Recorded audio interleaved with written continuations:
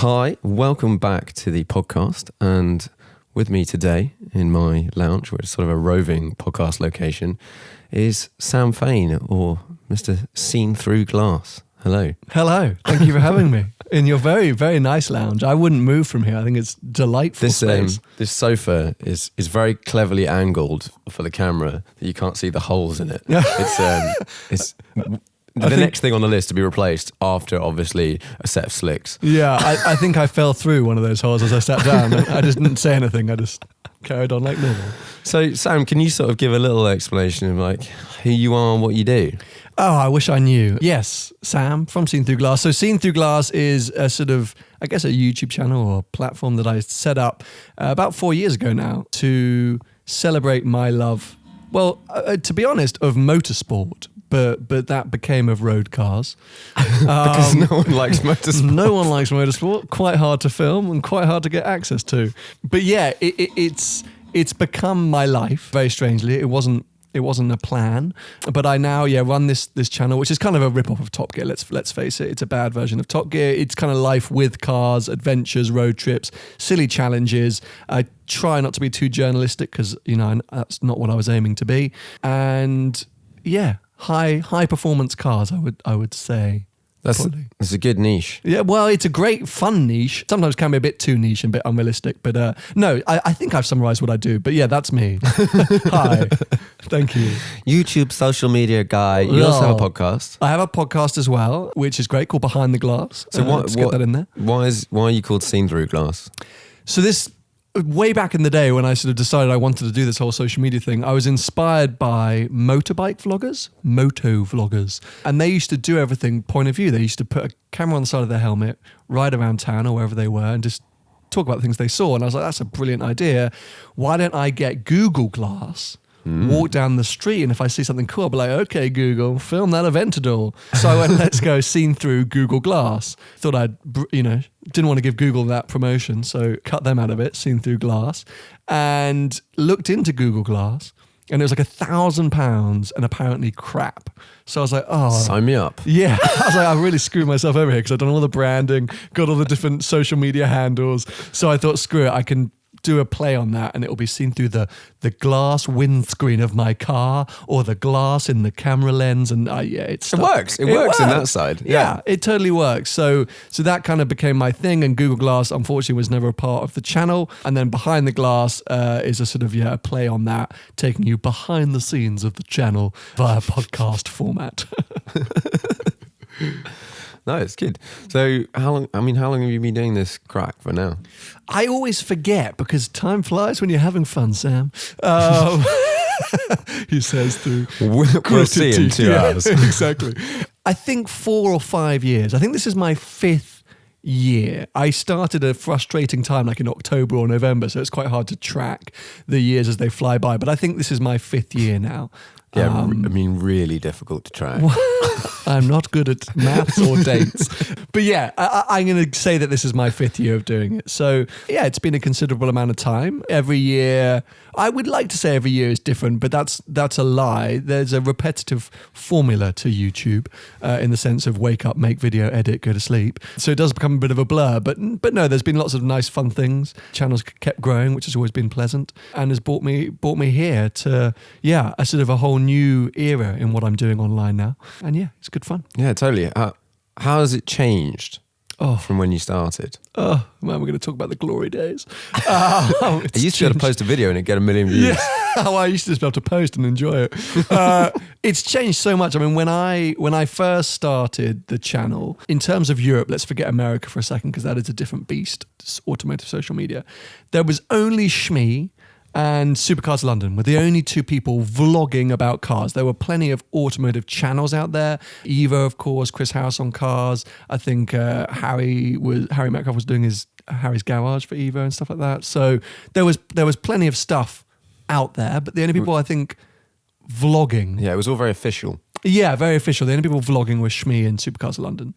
At the time, a young man called Seb Delaney, who was about 12 and is now 15, was doing stuff, but he was Shmee's cameraman. So he was in the sort of Shmee 150 family, but he did have his own presence as well. So you could maybe say that he was on the what would you call it? The outside edge. No, what's it called? Fringe. Thank you. On the fringe. There we go. So when I began, that was it. And it was a sort of really sweet time where you really could do anything. There was no set criteria as to what a YouTube channel should be or could be, especially within the automotive space. Everything new, everything exciting. And I came at it as being a fan of YouTube. I wasn't necessarily a fan of road cars that much. I did like road cars, but I wasn't like a nerd. I wasn't someone who's like, I really want to drive everything and I want to make content. I just wanted to make YouTube videos. And I was watching a lot of like Zoella, because I really like girls' makeup, and Joe Sugg, and all these big time UK YouTubers, Casper Lee, who at the time were being sort of celebrated in this like new era, this new generation of online creators. So that's what I was watching. And through work, I was actually working with these people. And I thought, how can I bring a bit of that, but make it about automotive? Because I'm not into girls' makeup or pranks with my mates and stuff like that. So I thought, let's try and do so. So my channel really started doing these big YouTube themes around cars. I did a yoga challenge with my Alpha 4C. Okay. Because this was blowing up at the time. It's like everyone was doing these couples yoga challenges. And I was like, well, I don't have a girlfriend. How can I get on this hype train? How can I get on this hype train? How can I use this hashtag for views? I know what, I'll do yoga with my 4C. As you can imagine, it kind of bombed. But looking back now, I think it's got like 70k views and some positive comments. So maybe I was, maybe I should have looked into that. That's a nice little learner there. Yeah. That's a nice little learner. So that was the start. Freedom, complete freedom, fun, no pressure, any content goes, experiment, be creative, have fun with it. And because there was no pressure, it didn't matter if a video got 10k views or 50k views. That is a ton of views. Oh, it's a ton of views. And don't get me wrong, it was really nice when they got big views, but you were just making content and having fun and enjoying it. And it helped that for the first year, I was doing it alongside my job. So there was no financial pressure. But even when I switched and took it on full time, it was still excitingly open and new. And I think by that point... Maybe one person had wrapped a car by that point. Yeah, maybe one. But even still, it was so exciting when you wrapped a car. You could just keep going. Like that format wasn't dead. And so, we banded together. We were the sort of, the merry band of brothers with Shmi, Supercars of London, myself, Seb Delaney, kind of branched out by himself. And it wasn't too long before Mr. JWW joined the sort of clan. And it was a really rich and exciting time. I think the audience were enthused. And it was just, as I say, fun. I would say now there is still a huge amount of fun to be had, but it is hugely more competitive, a lot more stressful. There is a huge amount of content out there to the point where I would say too much content. Yeah. So you're constantly battling the sort of, been there and done that from your own creative motivational point of view, but also for the audience. They've seen it all. So why are they coming to your channel? What are they going to want to see? Why are they going to want to watch you? And that takes away some of that enjoyment and that freedom that like, I'll just make the video and who cares? Like if it gets 5k views, because now I'm like, if it goes fire, I'm going to have to sell all my cars and oh my God, my mortgage is going to go. So it's a very different space, but would I rather be doing anything else? Probably not. I'm still loving it. It still gets me up out of bed and I'm like, I cannot wait for today. It's just a completely different beast to when I started. Do you have lots of friends not in the social media industry? Thank God I do. I don't see them very much, I'll be honest. I'm a very bad friend. One thing which, but a lot of people will know about me is I'm appalling at like contact, like WhatsApp, emails. I'm really bad. And Lenny the Geezer actually, sorry that I should prelude that with a friend of mine who's also on social media called Lenny has a screenshot of a time it took me 2 months to reply to a message from him, and it wasn't like he was like, hey mate, can I come on your channel and get views? It was like, hey buddy, how are you? 2 months later I was like, oh hey dude, sorry I missed this, like I'm good, how are you? So I'm really bad at that. So I do luckily have lots of friends who remind me that I'm an absolute idiot and my posing on Instagram is horrific and keeps me grounded. But I am bad at keeping in touch with them because it's a full-time job and it's pretty exhausting, the social media game. So you end up spending a lot of time around people in the space. Yeah, I find it unbelievably difficult to stay in contact with people when I'm not at home. So if I'm at home, sometimes I just can't be bothered, but like I reply to people and like engage and whatever. As soon as I'm on holiday or abroad or on a trip or a weekend or whatever, whether it's like the snow tour that we were on recently, like I'm basically uncontactable because I'm sort of in that moment and I'm enjoying it, and everything else just like, I'm really tired. I've got stuff to do. A random conversation with someone else on the other side of the world, like, just doesn't happen. It's like that, Vietnam vets. It's like, you weren't there, bro. But that's how it feels, because you're so right, and I think it's the same for anyone who's, just going on holiday with their mates or whatever it might be. It's hard to engage with people, in a completely different situation and space. But I think it is important from, let's touch on mental health quickly. This social media game is very all-consuming, and you can be very blinkered, and you can end up being on your phone 24/7, staring at other people's lives and forgetting about your own. And I think it is important. So I do try and force myself, and my better half, my girlfriend, is very good at saying, just, hey, reply to that person, or we should go for drinks with that person. We should have coffee, because you need that just to step away. Otherwise, we're all going to sit here and just nerd out about Ferrari F355s. And we don't need that all the time. It's fun sometimes. But. And guys are, I'd say, are pretty useless universally at staying in touch with their mates. Yeah. Like, so unless it's literally planned and we have to be at I'm at Geneva and I see my friends, I'm used to that, which is amazing. My girlfriend just like organizes stuff. I'm like, we're going to see so-and-so. I'm like, this is brilliant. This is great. This is really, really helpful. This is really helpful. Now I have somewhere to be and I can be sociable. And I'm all for that. Have you considered taking a social media hiatus at any point in time? I actually just did it. So last year I took on the sort of biggest project of Seen Through Glasses history, and I did this 12-month round the world trip, which we can come on to if you want to. Yeah, but at the end of it, I was so exhausted physically, mentally, creatively, and so kind of sick of social media. I just went, I need to stop, because otherwise I don't think I can keep going. Yeah. It was at that point where it had become a job. It really had become a job, and I didn't want to burn out in any sense. So I physically deleted the apps off my phone. I announced I was taking a month off, deleted everything, did keep my phone with me. And you know what was so weird? For a long time now, I haven't watched YouTube. Yeah. Like I create a lot and I keep an eye on what people are doing, but I don't really watch YouTube.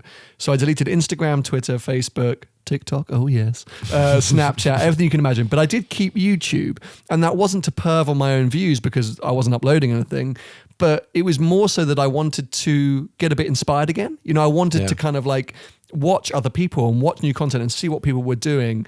And so I ended up living on it, because our dependency for social media apps, all the others were gone. I was like, oh, there's YouTube. And I was just watching the weirdest stuff. But that was quite enjoyable. So I guess it wasn't a complete clean detox.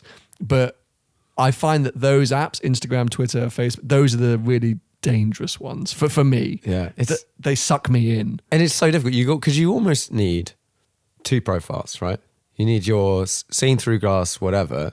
And then when you're on that, you're bombarded with like replies and stats and all these things. It's like business, and like stress. But actually, like when I joined Instagram, I loved it for getting inspired by what other people were doing in a cool way. Not like just people showing off with whatever, but just like artists, not necessarily like musicians, but like photographers or whatever doing cool stuff. Creators. And the same with YouTube. Like the stuff I watch on YouTube at the moment, I watch like some guitar videos. I watch some of the American like vloggy photography type people. This guy called Pete McKinnon. You come across him? I love Peter McKinnon. He's so good. I literally watched his vlog last night. Yeah. Because when his mate came over and they did a segment where they filmed cheersing beer glasses for like 35 minutes because he wanted the perfect shot. And I'm like, Peter, this is why I watch your content, bro. So I'm so glad you're all over that. Yeah. It's all over it. All over it. But no, it's tough. And it's a proper like Crimea River type situation for everyone. And I don't even know how you're talking about it anymore because... But these apps are developed by very clever people to suck you in, to keep you on their platforms. And so I don't think any of us are to blame for it. And, I'm fully aware of the amount of times I pull my phone out having just looked at it and refresh Instagram. Yeah. And I'm like, I have just looked at it. And the weirdest thing was when I came off this kind of hiatus... Did you still look at it? Well, that's the thing. I opened Instagram and I was like, nothing's happened. Like in a month, nothing's happened. That was cool. They did that. Oh, he drove that. Okay, cool. Like, but now 3 weeks later, I'm back to looking at it all the time. And that's just because of the way the apps are developed. And so, yeah, I think, I don't know how you escape from it. And TikTok is the worst. I don't know if you've experienced this TikTok thing haven't yet. really, like, I've got the app, I've got an account, but I don't open it. Oh my God. I find myself, and I'm like, what am I doing? I'm just scrolling for like an hour watching some 15-year-old girl in America dancing to like Eminem. And I'm like, what is going on with my life? So, I do worry about that. And I do think it equates to a lot of stress and anxiety and pressure. And, they keep saying that they're combating this by, they're gonna hide likes, but you can still see them on your own posts. So how does that make sense? Because I'm only judging myself. I don't care what someone else gets on their likes. That's nothing to do with me. I don't. But if I look at a post and it got half the likes of the previous one, I'm like, oh crap, my engagement is way down. And why is that post not? So that's my stress. I don't care about anyone else's. So, the whole thing is hell, but it's business. It's definitely done very differently if you're a creator versus just a sort of general consumer. And I think the creators moan about it ruining their lives a lot. But I think the general consumer isn't aware. Or not, people are. I think a lot of people try and detox from it. But of the people I know, like the people that create content all the time, if someone says to you, someone's like, oh, did you see James's video? I'm like, no, I didn't see this person's video. I didn't see this. Like, I'm just doing my own thing. I'm posting my stuff and I follow like Peter McKinnon. That's about it. And also, if I know the person, I'll just ask them about it. When I see them, be like, what have you up to? Unless they send me, I'm in a WhatsApp group and they're like, this happened. Like, oh, you just drove a race car down the street, Tim. What the hell? Yeah. Who cares? Yeah.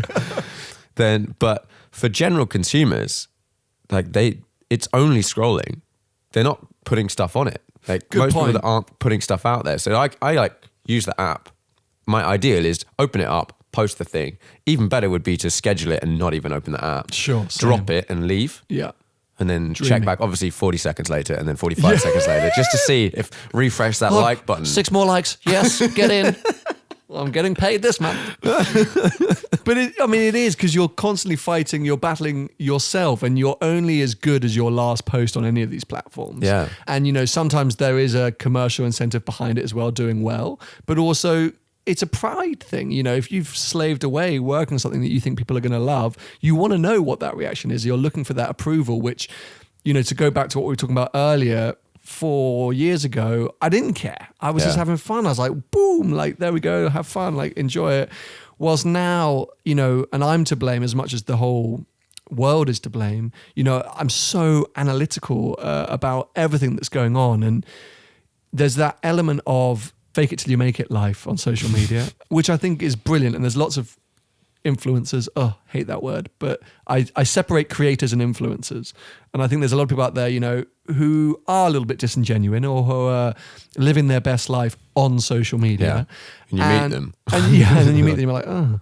And as a consumer or a general member of public, I can see how that can be tough because you're sitting there going, how on earth can they afford to go on all these holidays? Or how on earth did they buy that? Or they've got those Gucci shoes, what the hell? Yeah. Without realizing what's going on behind the scenes. Let's just go into a shop, pick them up, taking a photo and claim that they own them. Literally, but I feel like on the same side, for a creator, it's tough because you can be out there doing your own thing and then you sit back and somebody else gets a break in whatever thing, or they're pretending something that puts you down. So I'm trying to think of it as in our world, it would be like me sitting here for the last 4 years having talked about how my dream car is the Challenge Stradale. Yeah. But I can't afford it, and also I can't afford to live with it. Yeah. It's not just the actual buy-in price, it's living with it.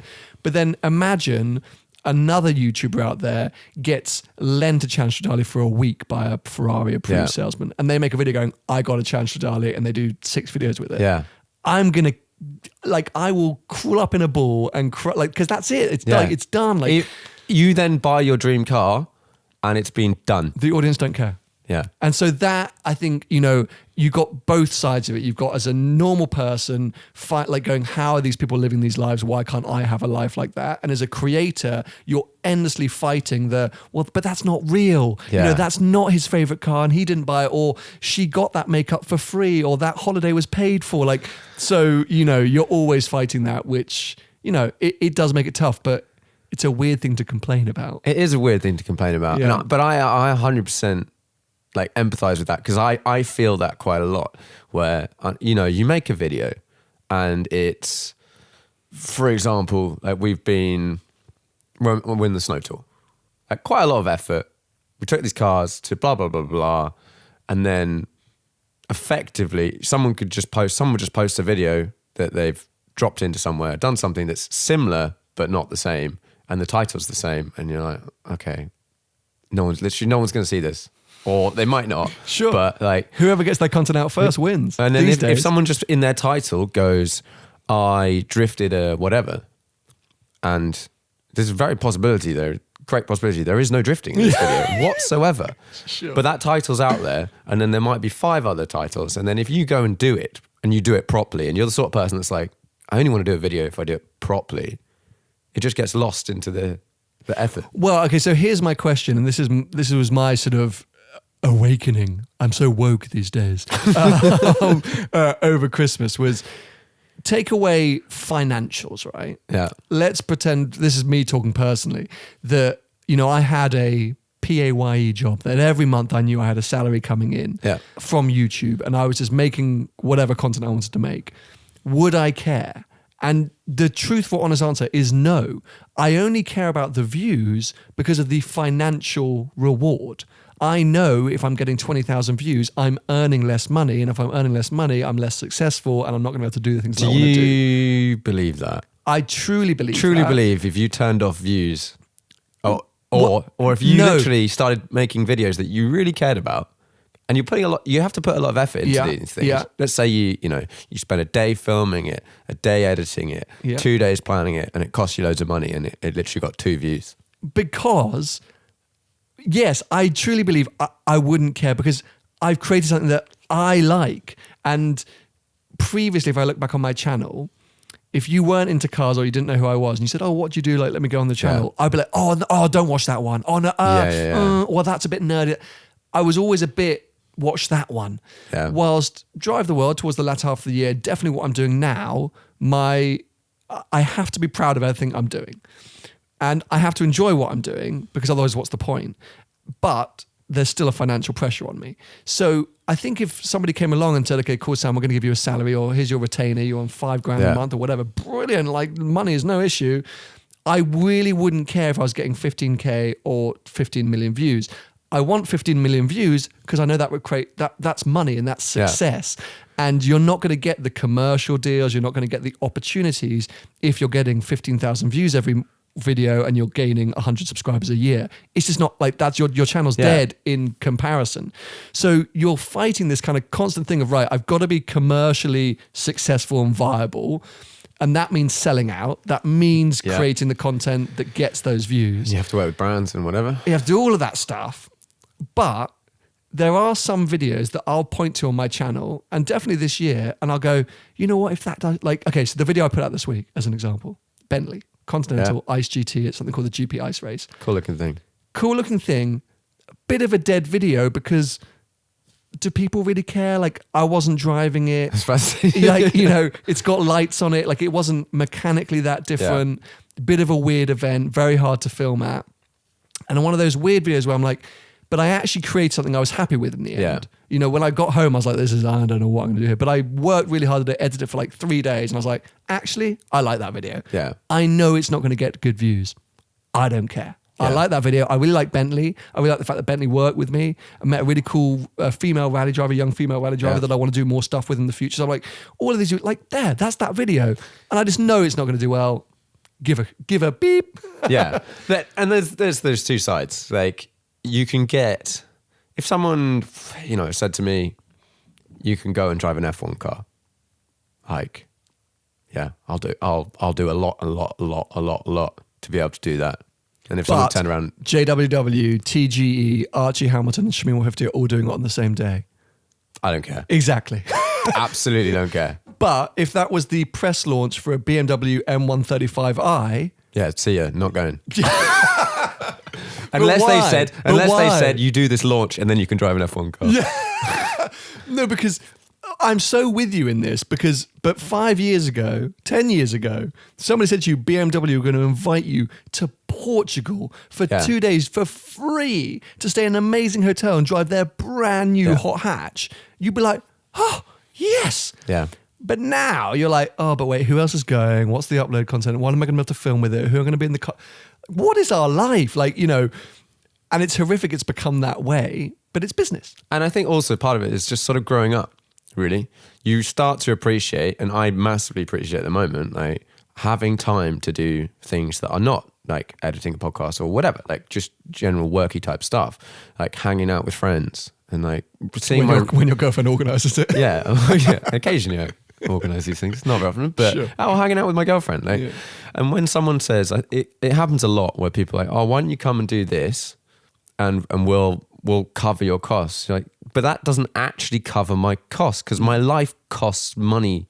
Like the rest of my life costs money. I've got, you know, rent, insurance, blah, blah, blah, all these stupid cars that we always buy and yada, yada, yada, like all this sort of stuff. So life costs money. Like it might cost you £300 to turn up to this thing, and then also the opportunity cost of just hanging out. Like, oh no, but it'll be really fun. Like, I don't think it will be.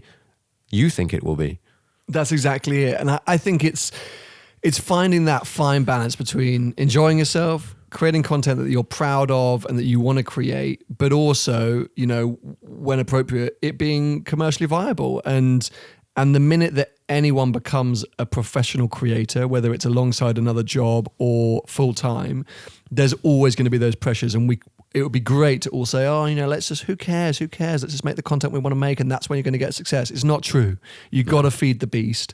And it's the same in any line of work, whether you're in accountancy or whether you're in painting, decorating, don't turn whatever. up for 2 months. You're fired. Yeah, literally. I mean, you can't not turn up, and you also can't turn up and just do a mediocre job. You got to do the right job. You got to make it work, and you got to do what the client and customer asks for. And the audience apparently ask for still buying cars and putting silly exhaust on them and God knows what. And so every now and again you got to sell out, and you got to do that because you know that's where the views are, and where the views are is where the money is. Yeah. So it's a tough old machine, but I definitely am now of the thought process of forget it, make the content, make really good content that people want to see, but make really good content and find other areas to find money, to make money, so that, you know, you're not chasing YouTube algorithm, because I think that's for me, that I'm kind of done with that personally. And like, you know, over time, and I sort of hate this word, but like you're building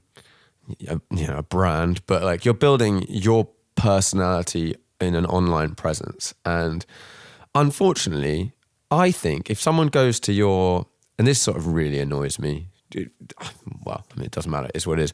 But if someone looks at your Instagram, you are literally only your last like one post, maybe 9. And your total number of followers. Anything that happened before that did not happen. Mm-hmm. Now, as someone who takes pictures and whatever, I would quite like people to scroll back, and I would quite also like to be able to just selectively delete the posts that are sort of news or related or whatever, that are not the complete body of all the things you love doing. They're just things you did at one point in time. Sure. And you're judged on all of these things, YouTube, whatever, by your last post. And there is this really annoying thing where if you just created a new account, right, and you started from zero, and you just posted your bestest stuff, and you did like 10 posts, 10 YouTube videos of the most insane stuff, 10 Instagram posts of the most insane things, you'd probably have more followers than you do now. Yeah.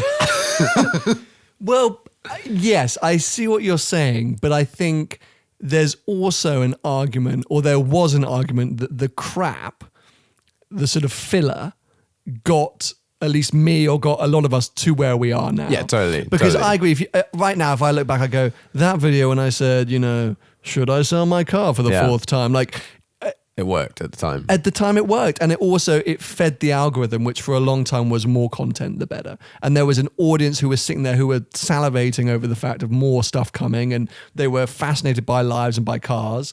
And so they just wanted more and more and more. Yeah. And so the more regular we could be. Whilst now, if I did a video saying, should I wrap my 360? People are going to go, what is wrong with you? Yeah. There's 20K views. And you actually see it, you know, there are a lot of channels out there, especially in the UK, still doing the buying and selling thing. Yeah. And 3 years ago, All I of would them. say, lol, I would say that you could guarantee 150k views on a new car purchase, Yeah. if not 300k views. I mean, Yeah. like if I did a new car purchase and it didn't hit 300k views, I was like, well, that was a bad choice. Yeah. I bought the wrong car.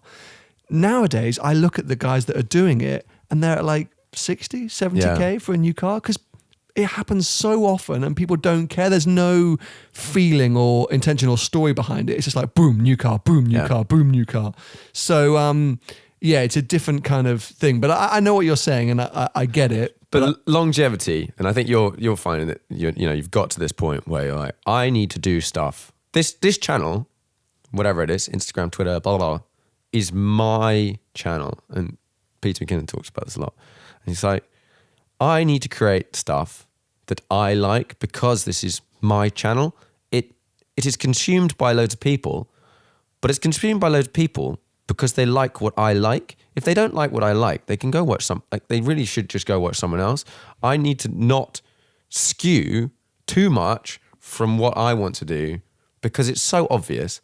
And in any, like anything in life, if you are really good and really passionate about something, if you're staying up till 4 a.m. to edit something because you are just having the best time and you've maybe nailed like 10 coffees and you now need to drink 4 litres of water to even it out, like that is your best stuff and you're going to be super fired up about it and that's what gets you out in the bed in the morning. But if you find you're just feeding a machine that's not even you and you're just literally burning your life away, it doesn't, long term, it just doesn't work.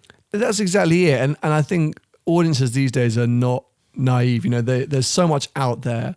They can find any videos of how to build a kitchen cabinet or to how to change a tire, whatever. So it's all out there. So the only way that they're going to get a kick out of something is to see passion and excitement and knowledge. Weirdly, last year everything I was doing, traveling so much, creating content, busting a gut to find cool opportunities. Some of the videos that performed the best from the whole year were one take walkarounds of Formula One car collections. Okay. Because literally you can put me in a room with Formula One cars that I would say from like 94 onwards. Yeah. Pre-94 I get a little bit vague, but 94 onwards. And I can just You've chat. got the knowledge. I just got the knowledge. And so the Alonso collection and the Schumacher collection were two videos that I think have done over 500,000 views. And literally, Schumacher one, I drove there in the morning, got out, walked around, did a one take, got back in the car and drove home. Yeah. And bish, bash, bosh, no thoughts. And I think people sit there and, okay, fine, everyone kind of knows the cars, or like there's plenty of other videos out there about them, but they heard the stories and they heard the passion, I suppose, from me.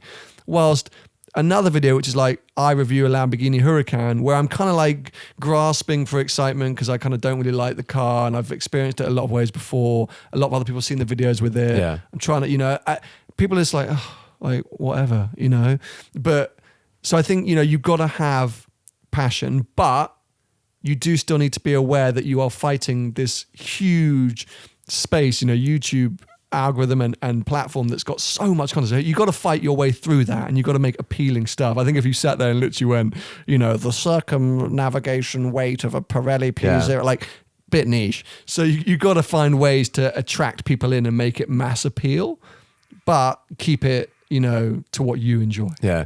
I think there's something I really like about making the podcast is I can get people on that know a lot more than I do about stuff. And because of that, I try and just ask the dumb questions and ask the questions that if I'm not sure, just ask them and let the people with all the knowledge just like drop some bombs left, right and center.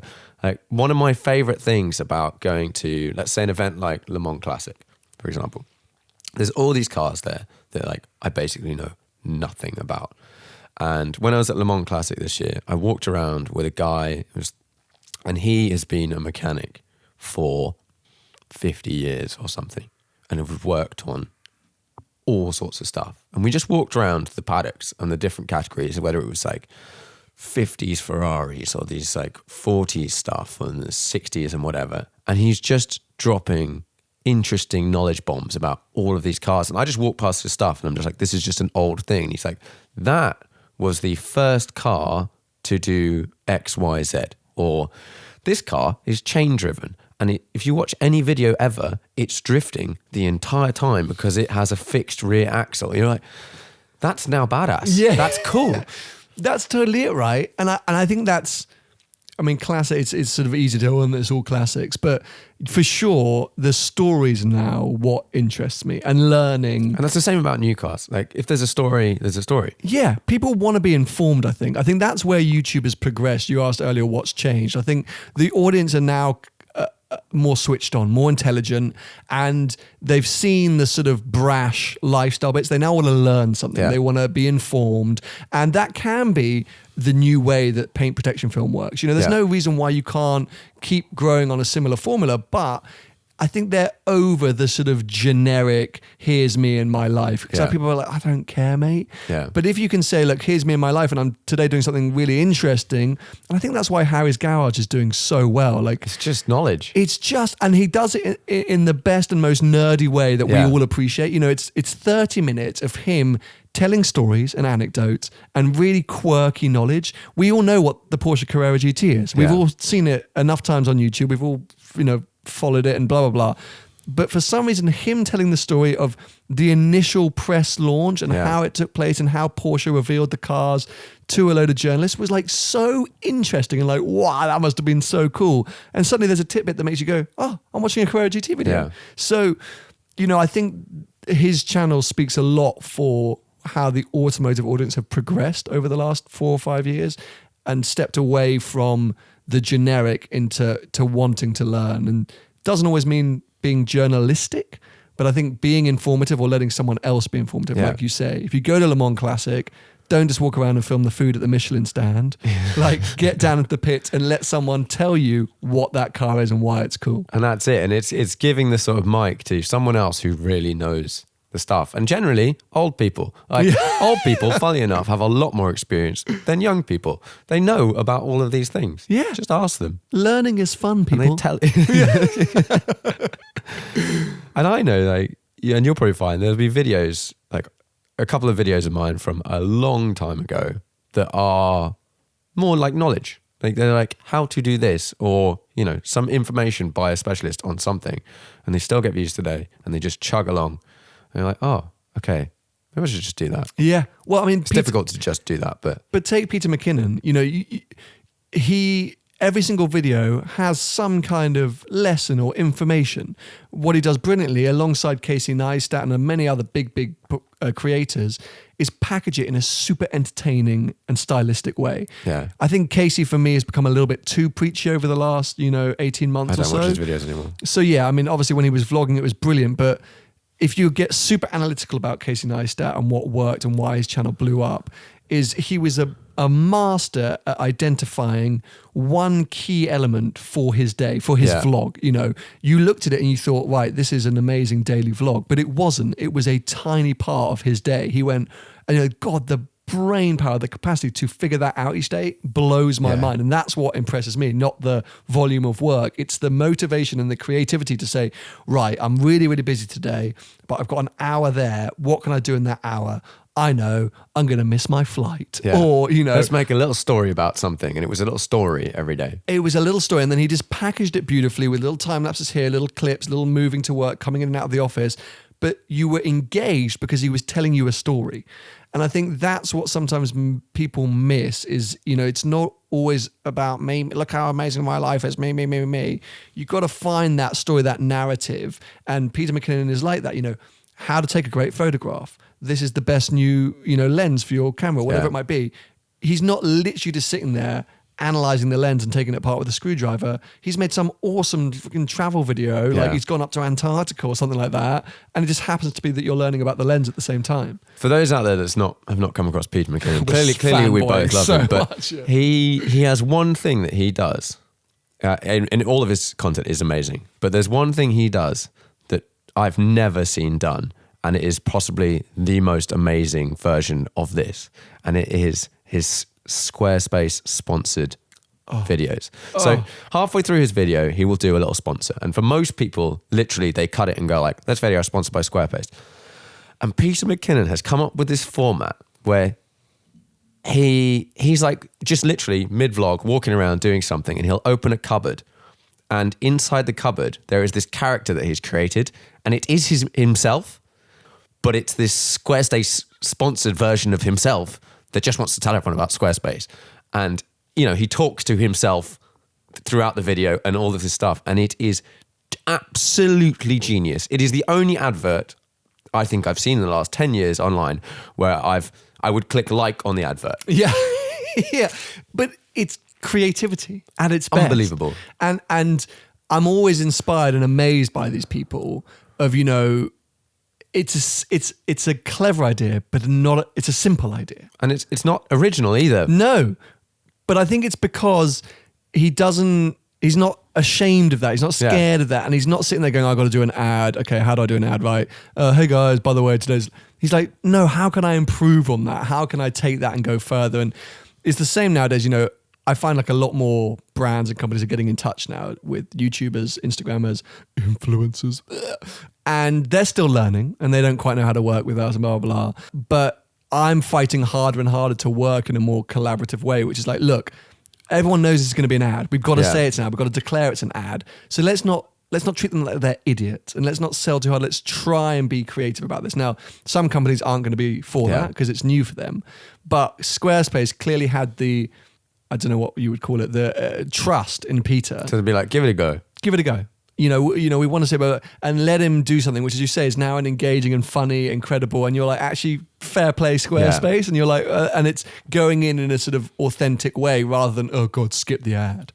So, you know, we've all got to try and work harder at allowing ourselves to be creative. But it's energy. That's why I don't get where his brain capacity is. I'd love to just talk to him and say like, do you sit there for 5 days of the week going, oh my God, oh my God, oh my God, oh my God, and then bing. Or are you just this freak of nature that is just do. And, you know, I would say 4 years ago, I was a lot more creative than I am today. Yeah. Because now I found a formula. I know how to make a video. You sort of stick to it. Yeah. I stick to it. I know what works. It's comfortable. It's easy, dare I say it. I very rarely want to push myself out because of fear of failure. That's my biggest concern is, let's say I go to that event and I've got 1 day to get the shots I need. I know if I film it and frame it in my head in the way that I always do, I'm safe. I'm going to walk away there with it. If I go, hey, let's do this, and it doesn't work, I'm screwed. That's the video's done. Like, and you never get invited back. They're like, what did you do? It's weird. So, you know, and that's my bad. Yeah. And, you know, I need to take more control of that and more ownership and find ways to allow myself to be more creative again. Something that someone did. Do you know Raz? Yeah. Mr. AMG. Mr. AMG. Yeah. So I had him on the podcast and that actually came out today. Oh, nice. This one's coming out in, I don't know when this one's coming out, 5 weeks or something. Ellipsium or yeah, exactly. But this guy, with his videos, they're like super crazily edited and he essentially puts cars in his front yard that are there sometimes and they're not there sometimes. And he'll like snap his fingers and he'll show you the previous model standing exactly where the new one is or whatever. And he went to I think it was like a BMW launch last year, and he was like, like this is not really how I do my videos, but I'll come to your launch, whatever. And they're like, no, we need you to do a video. And he's like, okay, just like trust me on this. I'm going to do my thing. I'm going to do a video. It's going to be a bit weird, but I'm going to do it. And he went to this launch and he filmed all the angles and stuff of this car in this booth with like 100 million people around. And then he literally superimposed it onto his driveway. Nice. And then when he was at home, did a walk around video and stuff of talking about this car, but at his driveway. Which is like, and that's him, right? That's his channel. That's like him. This is what I do. Which I think is brilliant. And I think at the same time though, my question for him, which hopefully he's not listening, is 2 years down the line, do you become too, my thing is I'm the driveway guy. Like I think it's brilliant as well. I've seen lots of his videos before. I really like Raz. And I think it's a great way to do cars differently. But how do you progress? Yeah. Maybe you don't, because if you look at the biggest automotive channel in terms of vlogging, Shmee150, I now know some Americans are bigger, but hey, let's face it, Tim is still the biggest. He's done the same thing year on year for 10 years. Okay, he flirted with music and B-roll when we all started to join the scene, but he very quickly realized that that's not me. And it was a waste of time and money and effort. Waste of time and money. And, you know, he's always been good at analyzing stuff like that. And so nowadays, if you watched a video that he put out this week and one of his videos from 7 years ago, it's the same. And so you don't always need to reinvent, but it's about, falling back on your laurels. And I would say with his channel, creatively, it's not. That's not a Tim channel. It's not a creative channel. It's an information. His channel. is a knowledge and information channel, and he has an insane ability to swallow information from someone and regurgitate it in one take whilst walking around it. Like, if I want to know about a car, I will watch Tim's video about the car, and it's almost as if the guy that made the car is walking around talking about it. Exactly. So I don't think he needs to change that up.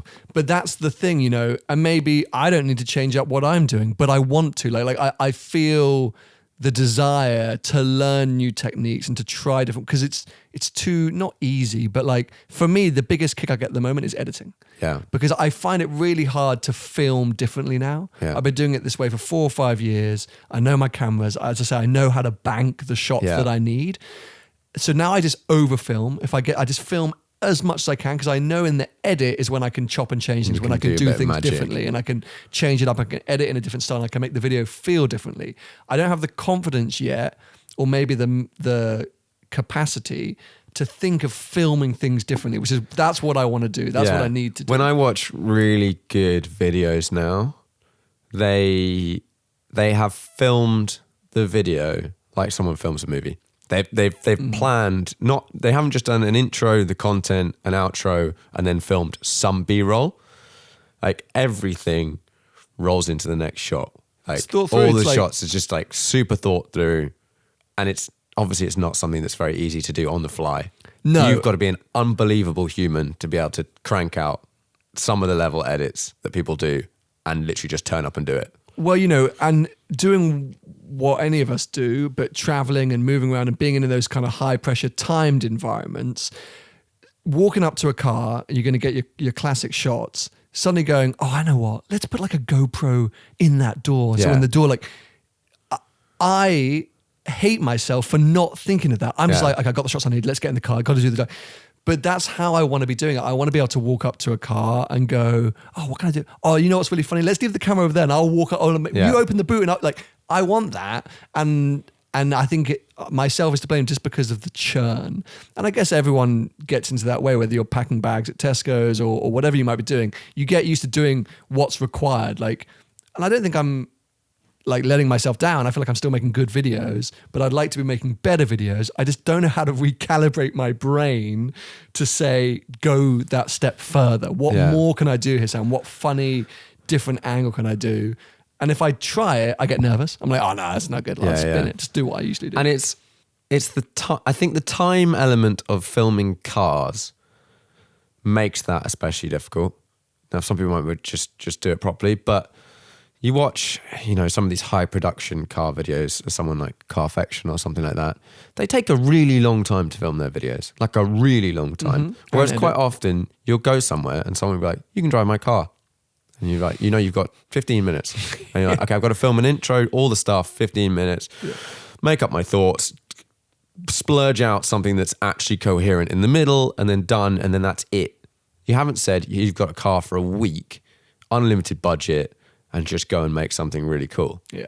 Yeah, and that's it. And also, you know, you take some people like that, they're very rarely solo. You know, like Carfection, I would agree, are one of the best in terms of automotive at the moment. But, you know, they're a team of 3 or 4 people. They've got a fantastically experienced and very knowledgeable journalist in Catchpole, but also now I think Alex Gore is going back and doing a few bits. They've got a lot of people on tap. They've also got 2 really, really talented and creative filming editors. They got photographers, you know, so they've got a lot of people there to come together and go, let's do this, let's do that. When you're a solo vlogger, and this is like so like, oh, pity me and blah, blah, blah. But when you're a solo vlogger, you're doing a million different things. You also got to think about the Instagram shots, the Insta stories, the tagging this, what am I going to say? And so sometimes it's hard to have that spare brain capacity to go, oh guys, why don't we try this? You're like, nah, just get on with it. And even, and I know people bash sort of car YouTubers for their lack of video, basically, in terms of like extra angles and whatever. But if there's 2 of you and the one person is dedicated to filming, they can get out of the car and you can drive past them. Like, you know, all of these things that you can film, that to film by yourself, like Casey Neistat always used to just like drop his camera down on the street, which I'm like, fair play. I mean, I guess he's just accepted, like at some point in time, someone may nick that. But up until that point, I'm going to get a lot of shots. And then he'll walk back and skate past it again and then walk back and pick it up and then put it on the other side of the street and then walk back and skate back. And it looks like this one fluid shot from multiple angles, but it's literally taken him 15 minutes and he's literally just left his stuff on the side of the street. That's exactly it. And I think it's great, and I push myself as much as I can to go to those lengths. I think where you sometimes struggle, where I struggle is the new format. So I'm making better versions, I think, of the videos that I've been making for 4 years. Every single video I would hope is incrementally a little bit better than the last one, but I'm not changing my style. Maybe I don't need to. Maybe people come to my channel because they know what a seen through glass video looks like. But it sounds like you need to. I need to. Yeah, I definitely need to. Because we were talking about music before we started recording, because we're both into our guitars and into music. And you take any of the biggest acts in the world, right? I'm talking Madonna, the Beatles, Coldplay, whatever it might be. They're always that act, but they always reinvent themselves. Yeah. There's the new always, album is different. The generally. new album's always different, and you could track their change over the years and whatever it might be. But even take Adele, like those 3 albums are all slightly different, but they're still Adele, but they're all slightly different. And so artists need that because they're expressing themselves creatively and they change and they move on. What they do, which creators these days don't do, is have time. Yeah. Take a TV series, take a movie, take a musician. They take time off. They step away. Take whatever. There's a month, 2 months, or whatever. Some, Justin Bieber, 4 years. Yeah. What a joker.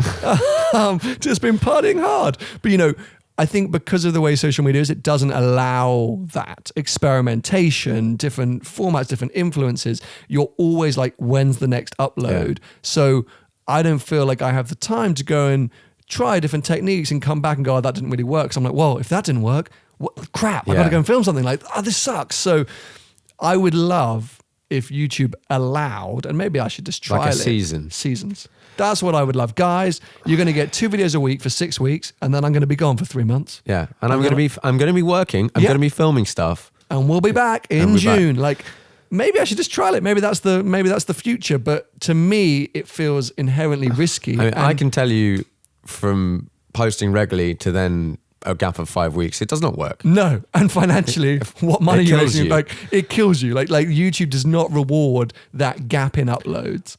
I thought with podcasts, so I've just started season 2, and I did regularly for once a week, blah blah blah, for whatever 8-9 weeks. Season 1 stopped, and was like, I just need. It was like the beginning of December. I've got loads of stuff on. I'm going to record some more podcasts, blah, blah, blah. We're going to come back 1st of February, pretty much. Boom.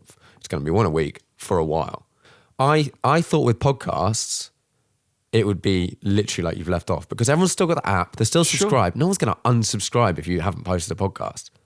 Even then, it's still not. Yeah, but because the platforms are not promoting it. That's the problem. Subliminally, I've got a lot of different podcasts on my phone because in the car, I just churn through them. And there's Dax Shepard, who was a comedian on Punk'd back in the day. Okay. He's now married to that bird from Frozen. Anyway, he does a really good celebrity podcast. They go really deep into people's childhood. And anyway, yawn. I listen to them a lot, but I'll then go through a 3 or 4 month period where I don't listen to him. Yeah. I never get notified about his new episodes. I have to go, oh crap, I haven't listened to Dax, and scroll through, and he's right at the bottom of my list, and then I got to go available episodes, blah, blah.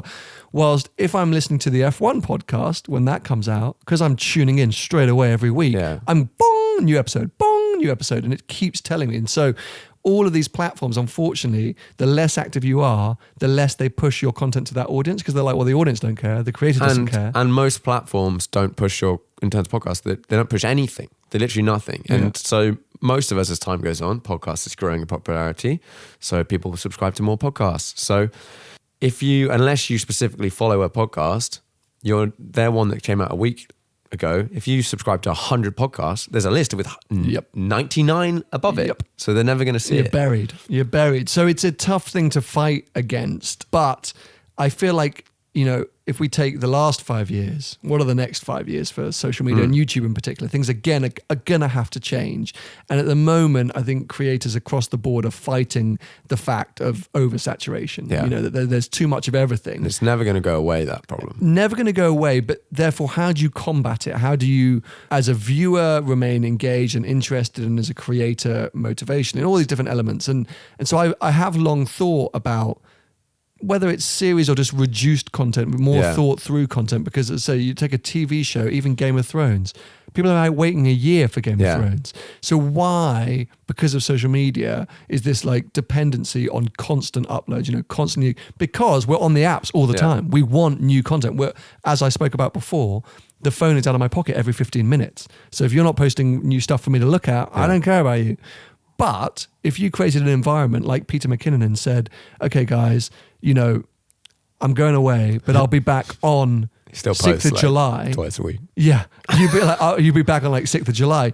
I would have him like, I put it in my calendar. July, yeah. And then the hype for that 6th of July episode would be there because it's freaking Peter McKinnon. Yeah. But I think, that needs to be a whole like cultural change in terms of, creators having the being brave enough to say, guys, screw you two, like this is when I'm going to upload. But anyway, so we're not there yet, but I would like to see it happen because I think it would allow us all the time and space to experiment, to do things differently. We could go out and film a car upside down somewhere, and if it didn't work, it didn't work. Who cares? We'll try another episode, So let's see. But I think I would appreciate that. For now, you just have to stick with definitely with a huge part of that is financial security. Like if someone literally said, like a network said, you 5 YouTubers, like we love what you do, but we want you to like do cool stuff.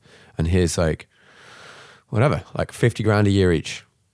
Boom. Done. You'll be like, yeah, breezy. I'm okay with that. Yeah. Like if I remove a lot of the stress that I was going to have and I can go and literally someone just sends me a check and not all we've got to do, obviously you've got to go and do cool stuff, but you're like, okay, we're going to film 1 video a week and we're going to think about it a lot, or we're going to film 1 every 2 weeks.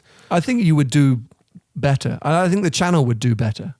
If you look at Car Throttle, for example, since Dennis have come on board, immediately, I mean, that's a recent thing, but they're killing it. They're absolutely killing it because they're doing the same thing, but better, more thought through with less pressure. I mean, I think they probably do have a lot of pressure because they've now got, to really hit numbers of... I've been trying to get Alex in here for ages and he's like, I'm filming. But Carfection, that's not independent. They got huge money behind them. Yeah. Car Wow, again, huge investment behind them. So it's different, I think, to, the independent YouTuber, to be able to, as you say, that financial security, that dependency to say, screw it, I don't care about that. I'm going to take my time and do blah, blah, blah. And so, that's a battle. And also, if you're a platform, like Car Throttle, Carfection, you're this like brand entity, anyone under that umbrella can post. Now, if it's seen through glass and someone other than Sam is posting, okay, maybe under the broad spectrum, I know like Tim on his Facebook, there's people that put out new stuff and whatever, but Instagram is Tim. Yeah. It doesn't Your work. Instagram is Sam. You can't just start having other people. You can have these names seen through glass, but you are the brand. Yeah. I know Tim found that when he tried to experiment with presenters on the channel and stuff like that.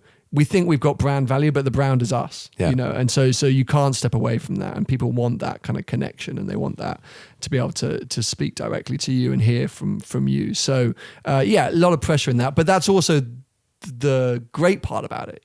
The buck stops with me. I like that pressure and I like that side of things, but for sure it can make things just tough on I think creatively. That's the only way that I think it's tough. I think the rest of it's just fun and crack on. It would be very cool to start seeing like the equivalent of like a Netflix comedy special. Yeah. Well, could you imagine? It's totally doable. Totally doable. But it's the money, and the thing which is funny about a lot of these commercial opportunities, the brands that come forward, for a long time. Take motorsport. You always hear racing drivers saying it's so hard to get sponsorship. And I think it's this... That's because they need like $1 million a day. $1 million a day to go racing. But I think it's the same for creators, because you'll get a lot of companies that will get in touch saying, hi, we'd love to do an activation around Goodwood Festival of Speed. That's literally every single UK brand. And you're like, great, perfect. Like, how can we do this differently over here? But if you go to that brand and say, hey, look, I got this really cool idea for this project that you could collaborate on. They're like, doesn't really fit our marketing strategy. You're like, but it's 10% of the cost of your other activity that you want to do. Yep. And it's 5 million times more original. Way more original, way more engaging, all of these different elements. And so I think brands still need that sort of education and that step forward. And don't get me wrong, there are some companies doing great work in the social media space and who are open, but the majority come to you with their idea. Yeah. and their activation rather than saying, how can we work together? And quite often it is really bad. Oh yeah, usually it's way too corporate and they've totally misunderstood how to work with social media creators. But let's say that Netflix special, if we were to get together, we have previously, like myself, James and Paul, Supercars London, we did a hot hatch tour, which was a format which worked really well. 3 days, one video each day on one channel. So Seen Through Glass one day, Mr. Joe on the next, Supercars London on the third day. And that was kind of a format that we thought, if this works well, why couldn't we sell this concept? Why couldn't we get someone to buy in? And so you think, right, let's go to Pirelli and say, hey guys, do you want to sponsor the next one, which is going to be the £1,500 car challenge? And they're like, well, that doesn't really fit with the tires we're launching this year. Yeah. Or you go to Shell and say, hey guys, we want to get you on board and we're going to stop at Shell stations. We're doing something around revival. Maybe we could speak then. And so, those were just totally unrelated examples, but that's the kind of stuff you would expect to hear or you do hear. And that's where it's frustrating. I would love some brands to be a bit more open, but it's always hard to get sponsorship. And also there's certain times of year when they've got the money. Yeah. And then they're planning for the next 3 years. And if you say we want to do something in 6 months' time, they're like, okay, well, you need to talk to us next March. Well, there you go. And also, as we spoke about earlier, there's a difference between, I think, influencers and creators. And a lot of these brands are still figuring that out. And so somebody who's got 15,000 or 500,000 followers on Instagram and seems to get good likes, but isn't really that genuine or engaged, can take a brand in a very wrong direction. Someone who's seen as a bit of a sellout who works with too many companies, as opposed to a creator who wants to do something creative and come up with something unique and special. And so they can go in the wrong direction there and maybe have worked with the wrong person, a creator who's just been way too niche and no one's got the messaging of the brand, or some tacky influencer who no one's noticed the brand work because it's the 5th one he's done that day. Yeah. So, you're always battling that as well. But that will come with time for sure. It'll get there. Right, let's just skew whiz back round. For sure. We're talking about motivation on social media for a lot, yeah. Tangent whenever people have been well asleep. For sure.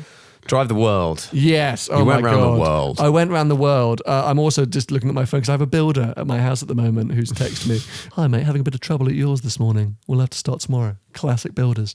Yes. So last year I went around the world, 12 months. I had a desire to just elevate things. I think, as we've been speaking about, I was looking for some new inspiration, but also just wanted to take the channel in a new direction. And when I was looking back at what had worked well, I did these 2 travel series, one in LA, I was there for 3.5 months, and one in Italy when I was there for about a month and a half.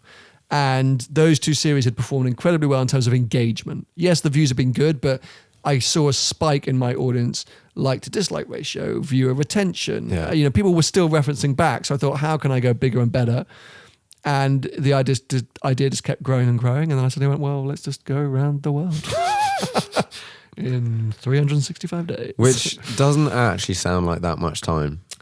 It's a shockingly small amount of time. I cannot believe, I should have realized this, but I think the maximum we spent in any one place, this is a lie, I was going to say 2 days, but it's like as LA, we were there for a week. Monaco, we were there for a week. But on average, I would say we were in a place for sort of 2 to 3 days. And that gives you very little time to do anything. In Singapore, we flew in. The next morning, you wake up, you go out and film a video, you go back, you edit, you fall asleep. The next morning, you wake a video, and then you head to the airport. Bish, bash, bosh. You don't see much of the city, you don't experience much, and you're there to make content. Because I'm like, I don't want to have flown all the way to Singapore and not make a video. Yeah. And there were some places we went to where that happened because I didn't have enough upload slots. I wasn't trying a daily vlog. Like Poland. Poland's a great example. Actually, what an awesome place. Totally didn't expect it. Had no clue, never been there before. Warsaw, amazing city, crazy car culture there. Like driving into Poland, I saw like an Aventador SV like cruising the other way on the motorway. I'm like, what is going on in Poland? But I was already 3 videos behind. I drove into Warsaw at 5 p.m. one afternoon and we were leaving the next morning at 11 a.m. I struggled to find anything particularly interesting to film. And I was like, well, I've just come to Warsaw for nothing. So I was trying to avoid that from happening. So, that means you didn't do a lot of exploring, didn't get to really we weren't on a gap year. Yeah. It was a work trip. And so, it was a lot, but amazing at the same time.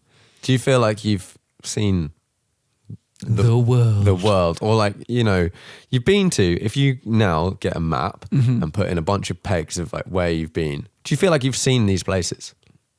You know what? So I had my girlfriend with me the whole time. Thank God. Because not only did she keep me sane, but she was also the motivating cause in let's go and do this. Okay, yeah. I mean, especially in Australia, I have so many memories of physically running to like scenic spots. Like we would be driving on the road and there'd be a sign saying, Gucci waterfalls. Not Gucci, that's a weird thing to do. But anyway, they have odd names there. And so we sponsor.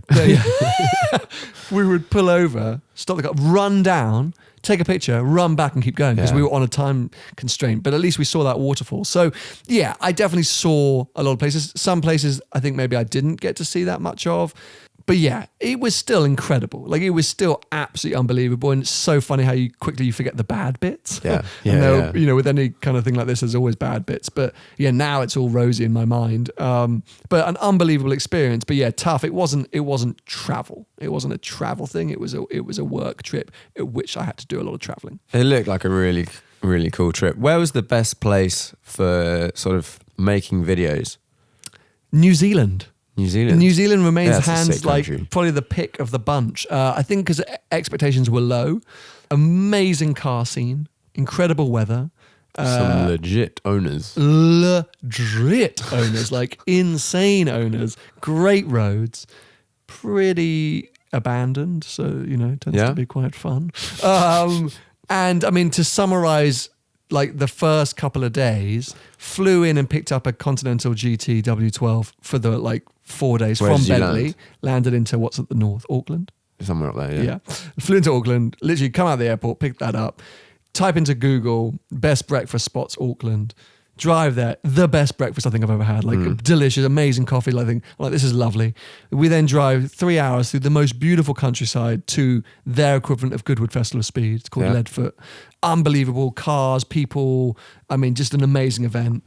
Then stayed at a hotel in a rainforest.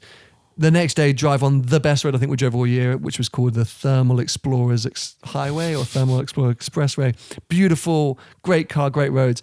Arrived with a friend of mine who happens to own a 918 and a 911R. And the next morning he goes, I got stuff to do. There are the two keys. Go have fun. Nice. I mean, I was like, okay, well, we are peaking way too soon. But that kind of summarizes why New Zealand was just the best. I mean, that was the first 3 days. We were there for 7 or 8 days. So New Zealand, of all the places I've been, I've spent quite a lot of time there. I spent two summers skiing, instructing down there. And English people and people from New Zealand, New Zealanders, I think we just click, full stop. We're very similar in a lot of ways. You're right. And you just hang out with New Zealand people and you're like, they get it. We're the same. Yeah, we the same. You're right. It's a nice, comfortable place to be. And it's like Lord of the Rings, isn't it? That's exactly it. Where was the best place that you visited, from a sort of personal point of view, not necessarily filming? Japan, I'd say. Japan. I mean, the whole trip was basically an excuse to go to Japan. I really want to go to Japan. Yeah, mate, it's just such a cool place. I didn't actually make that much content there, and I probably didn't make that much. I mean, I did. I think we made 4 videos or something like that. But in 4 days. In 4 days, pretty much. And, I think the audience wanted to see more of the sort of, underground JDM scene, which I didn't get the chance to tap into. But from a personal, which was your question, it just blew me away. It's such an amazing place. The people are incredible, so kind, so generous, so respectful, so fascinating, and fascinated by you, which I loved. We got into the taxi from the airport. They really don't speak much English there, and so we said New Otani Hotel, and I don't want to be racist, but and I said no, New Otani Hotel, and I show them on the Google Maps, and they just keep talking to you in Japanese. They don't give up. It's not like, sometimes you go to foreign countries and you say something and they look at you blankly, they just talk. And I was like... A bit like English people in foreign countries. Yeah, with a weird accent. Hello, I wanted a margarita. And so he just kept talking, and eventually we start driving, and then he just kept saying new, old. And I went, New Otani. He went, Old Otani. New Otani, Old Otani. And we're just going, and I had no data on. It was hilarious, but we got there, and he found it so funny, and I found it so funny, and so the people always make the place, I find. But it's fascinating. Tokyo to the countryside, you got to go, mate. It's an amazing place. I want to go. I want to go. Find an excuse. See the car stuff, and then go skiing. It's expensive. to get there, to stay there, to shop. Like it's expensive, but feels like a very foreign place, which is what I always look for when traveling. I want to go somewhere different, and that's what it feels like. Logistically challenging. Well, apart from the language, but Google Translate genuinely is the bomb out there. So get that app. But no, you figure it out. The actual subway is pretty damn good, a pretty good way to get around, and you can figure that out pretty easily, like the London Underground. Did they have Uber? I think they did have Uber. Yeah, they did have Uber. So that's what you can rely on, Uber. But they try and talk to you when you get in the Uber and you're like, just follow the app, please. But it's, as I say, it's fun. It's like when you go into a restaurant, you never really know what you're ordering, but they find that quite amusing and so do you. And then something turns up and it's usually delicious. I mean, the food is just, the petrol stations there. I stopped at what was like an M4 services. It was rammed with people eating. Wow. Like the car park was overflowing because people were like gone there for dinner. Dude, it's nuts. It's nuts. Unbelievable place. Did you have any major problems just like halfway around the world? Like, my car's got to be in this place now and it's not happening because I've hit a deer or something. Yeah, sort of, you know what? We were so lucky in that sense where there were no major hiccups. We had a few boat delays here and there and things like that. I'll be honest, physical exhaustion. Yeah. Like I'm not even joking. That was the first time I realized that you can keep going, but eventually your body says no. Yeah. So there were a couple of times where both me and my girlfriend just literally either got really ill or like depression's a bit extreme, but really low, really, really down. And that was hard to combat and to fight against. And there were moments where we just had to take time off. So that was tough physically. The car was perfect. We really didn't have any issues with the car that I can think of. And logistically, flights, we didn't really miss any flights. Weather, we were super lucky with the weather. We had one dodgy day in Canada. But no, I mean, unbelievably, 12 months on the road around the world. And we didn't really encounter anything too horrific. The only thing was Australia, we did a heat wave, which I think was 47 degrees Celsius. It's got a bit warmer now. Now it's got a lot warmer. That's intense. Hot. That was oven hot. And, people saying don't go outside type stuff. But no, it was great. And we were very lucky in that sense. So you did this all in a 911T? Yes, 2018 911 Carrera T. Why a 911T? I mean, this could be an hour more from here. I mean, I know why. Yeah. But like, why a 911T? Well, why not like a classic Mercedes or something? Yeah, or an RS4, which was the front runner for a long time. I was very aware of, I was doing it for social media. Yeah. The car had to work uniformly on all platforms to all people. And it had to be a car that people would see not knowing who I was, either on social media or in the public, and go, oh, that's cool. And once you start looking at stuff which is actually reliable and usable, it's stuff that people don't care about. So when I was there looking at F-Pace SVR, or as I say, RS4, people don't care. You drive past in those cars and they might as well do it in a van. Literally. And so I realized that, I couldn't be that practical. But, I am a middle-class British man with a, strong sensibility, whatever the word is. I didn't want to go that extreme. So, when you start thinking about, why didn't you take your Ferrari 360? I just wasn't. I needed something still usable. At which point, you very quickly narrow down to Porsche. That's it. I mean, a 911, in terms of a car that you can use in every capacity, that's it. And also, I knew if I did it right, it would work on social media. Take a bog standard Carrera S in GT Silver, fine, people aren't going to care. But you spruce it up enough, you do enough to it, you're going to get attention and it's going to work. And people won't really be offended by it. So the Carrera T was because, firstly, affordability. It was sort of on the money, which was sub 100K. It had an intriguing story to it, like what the T was back in the day. It had no rear seats, which meant I could fit some extra luggage in there. Yeah. And you could put the factory roof rack on, which you can't in a GT product, or the latest GT products. So I just preferred it over a standard Carrera because I thought it was a bit different. It's got a bit more story of something sorts. to it. Yeah, it was appropriate. And turned out to be absolutely perfect. So how many miles has it done now? 30,801. I know that because I did the one this morning. Yeah, a lot less than I was expecting. My finance agreement, my insurance, a lot of the sort of initial negotiating was all done around 50 or 60,000 miles. So I'm not quite sure I got that so wrong. Maybe that's kilometers. Maybe that's what I calculated by mistake. So yeah, weirdly less than I thought, but that was still something like, I think, 23 countries driven or 24 countries driven and 9 months on the road consecutively. So, but we didn't do a lot of did the dathering. It was very much an A to B car. Yeah. So, yeah, it's a lot for a modern 911. But I think the market will eventually catch up. No, in the grand scheme of things, I think in 2 years' time, you'll find a lot of 991.2s at around 30,000 miles. Totally. So it's only a lot because it's a year-old car, but it will even out. Yeah. It'll be fine. Ew. Like in 1 year, that sounds like a lot. Spread over 2, it's not a lot at all. Yes, suddenly. I mean, there's plenty of cars on the market already at the 9,000 mile mark over a year. So, people use 911s. That was another reason why I went for it. People aren't afraid to Ferrari. Oh, yeah, no. FF was in consideration at one point, and whether I was going to make it around the world was the first question, and then secondly, it will be worth £0 when I get back. So, Take your diesel generator in the back for the trickle charger. Oh my God, don't even start. So, onwards from that, we recently saw you on the snow tour. On the snow tour. Good old team. And you were in another tour. Car. A new acquisition. Yes, a Citroen C4 WRC sort of replica, recreation-y type. I don't know what you would sort of call it, because it's effectively a replica, but it's also not, because the mechanical work is really not that impressive, but it's sort of more than a... I don't know, I never know how to refer to it, but it is a 2006 Citroen C4 that's been made to look like a WRC car. It's more than stickers, less than full conversion. There we go. So it's a weird in the middle of, and it came about because 2 years ago I joined Snow Tour a little bit late in the day, didn't have time to organize a cool car, got shafted by Mazda, who I thought we were going with MX-5. They gave me something called a CX-5. They hooked you up, man. What are you talking about? Hey, actually was brilliant. Super comfy, heated seats. Anyway, everyone took the piss out of me. So this year when I thought, okay, that'll be my return from my hiatus. I'm going to do Snow Tour. What a cool way to kickstart 2020.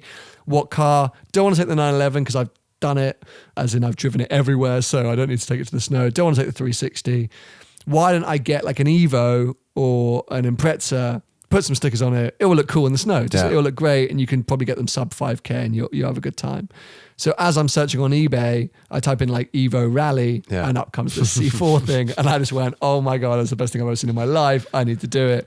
Went and met a very nice guy called Steve in Birmingham, built it and needed to sell it because he was trying to get a mortgage. And I was like, I'm going to take this car off your hands, Steve. And it was brilliant. I mean, it was perfect, hilarious. I loved every second. It was unbearable at the same time. Yeah, I mean, it looked miserable, pretty loud, awful at times, rattly, and my co-driver found his way into other people's cars way too often. But no, it was what I wanted to do that trip in, and had the effect that I was going for. So very happy. I think it's a perfect example of doing a road trip in something that's not easy. Like, yes, it should start and run and do all the stuff, but it's not. You stripped it out. It's bloody loud inside. Like, all Super of the uncomfortable things, uncomfortable, suspension that's too stiff, all of these things. Looked great. It looked amazing with that livery on in the snow. It looked mega. But like, you will have memories from that trip, so many more than in the Mazda SUV that you did last time. Yeah. And like, in the previous snow tours, we've done it in a few vehicles now, and still my favorite has been when I took my old 911, because there's that slight element when you start it every day of like, this may not work, and also like, this shouldn't be here, and I may die, and all of these things. So even just driving 5 minutes down the road is an adventure, whereas if you do it in a RS6, one guy brought an RS6, it's going to start, it's going to do all the stuff. Like the Bentley we had all this crazy tracking system, cruise control, blah, blah, blah, blah, blah. You can monster 6 hours. You can't in these cars. Yeah. And you'll remember every drive is a moment, or is a memory and an experience. And that was that is my principle for this year. In that video, I kind of announced that my motto for 2020 is sort of go big or go home. Because I think, that's exactly it. I could have probably called a lot of different companies and tried to borrow a press car for Snow Tour and maybe done it in something quite cool. Yeah. And, hey, look, I was super jealous of your Bentley. I think it was amazing and I would have loved to have been in it. But I should have thought, well, hold on a sec, why? Like let's do something cool here. Let's do something different and have a bit of fun with it. And as much as for me as an experience, but also for the audience, because I think people sometimes think of that. Like, oh, wouldn't it be cool to go and buy something and take it take it on a road trip. Like that was the Top Gear that I used to love, Yeah. those little challenges and silly bits and bobs. And so, yes, financial commitment from my side, risk and reward, et cetera, but actually achieved everything I wanted it to achieve and super happy. Now that I've got the car, I don't know what to do with it. Yeah. Like, honestly, So I'm done. calling like all these different mechanics being like, can you turn this in? And they're like, nope. And I'm like, oh God. So I'm desperately seeing if I can at least do something to it. But the problem is, right, if I put a roll cage in there and a fire suppression kit and proper suspension and blah, blah, blah, it's then not a road car that someone could go and buy for 10 grand and No. have fun with. The beauty of that car right now is it's relatively affordable and a huge amount of fun. Yeah. If I turn it into an actual rally car, Don't mess with it's it. a completely different, proposition. And you would probably start with a different car, do a different thing, blah, blah, blah, blah. So that's where I've got to. I did a video saying like, my plan is to investigate this. And if it's not possible, cut my wings and fly. And if anyone's Anyway. interested, Well, yes. So basically, I've got to the point where I think I would have more fun getting rid of it and starting afresh. Yeah. And I've actually got a meeting straight after this with a guy that the new, the replacement would be so stratospherically, ridiculously, amazingly fun. Yeah. That I think that's probably the route I'll go, is pass that C4 on as it is to someone to have as much fun as I did, Yeah. rather than turn into something that less people would enjoy. Yeah. Do you know what I mean? It's going to be one cool video of like, I turned the C4 into a rally car and then what am I going to do? So we'll see. Watch this space. I did a garage update 2 weeks ago. Everything I said in that garage update has now gone out the window. I was so convinced. I was like, I'm selling the 911, the C4's staying. 2 weeks later, the 911's staying and the C4's going. I'm a mess. But anyway, life goes on. that's what happens, isn't it? The life of Sam, when he came in, I was wondering, I don't know why. I was wondering if you were a music person, but part of me was like, no, I don't think he's a music person at all. And then he's like asking me quite specific questions about the guitar that's on the wall downstairs. And I was saying, it's weird because I have 5 cars at the moment, something like that. And that's when you know you've got too many, when you're like, 5 How question many? mark? But the guitar downstairs is a custom shop Fender Strat for people that are interested in that sort of thing. Aye. It's like a 62. But I racked my brain for like 10 years about buying a new guitar and was like, no, you don't need it. You don't need it. Whereas I'll go to the racetrack and I'll literally burn pretty much the price of a new guitar in tires in a day. And like, we have these weird compartments of your brain. Completely. To justify expenses on one things to the other. Day in, day out, like these things change, and I'm totally now in the mindset of I want to chop in everything. Like I sold 2 guitars, a guitar and an amp, and bought that guitar, and then I think got rid of something else and bought an amp instead, and I enjoy using that all the time. But with cars, you're like, getting rid of them is really hard. They're not easy. They're definitely expensive. And you're like, if you could just go like click your fingers. Same with property, actually. Houses. If houses were like a watch, for example, and you could just be like, do you want it? There, you go. Can I have your one? Yeah, sweet. But the stuff involved in changing, cars are a bit easier than houses. Houses are just like, you get don't hit with even. savage fees. Oh. So you just never change. No, it's just And hell. You need to remember these trips. Like I was going on a road trip, the snow tour or whatever. A road trip in maybe like a cheap car or a rental car or whatever. And you get back and you will remember that forever. Whereas just keeping something that you quite like but don't use for a long time, what are you gaining out of that? Like it costs you loads of money. It'd be better.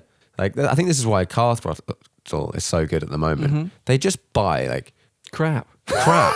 They just buy crap. Yeah. But it's all the sort of things that you'd sit around a table and be like, guys, should we buy a Subaru for like $2,000? Like make it look like a rally car and then just literally just drive it like we stole it. Worst case scenario, there was 4 of us into it, 500 quid each. Like great day out.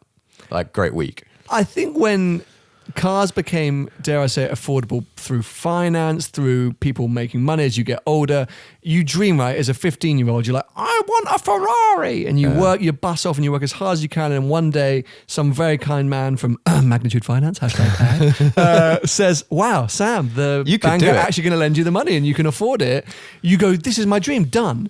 But so quickly, once you've done that 3 or 4 times, you actually go, oh, this is it's a lot, and these cars are maybe not, I don't have as much sentimental connection to them as I kind of thought, and when I said originally that I was going to sell the 911, which now I'm not sure I'm going to, people were like, how can you get rid of that? Like the connection I'm like, those memories aren't going anywhere. Yeah. I've got the photos, I've got the videos, like I'm like, touch wood, not losing my mind just yet. I don't need the car to go, that's the car I drove around the world. Yeah. So in that sense, there are so many brilliant cars and awful cars out there for a tiny amount of the value of some of the stupid stuff that we have bought over the years that can give you as much excitement or entertainment. And, I'm Mr. Anti-supercar at the moment.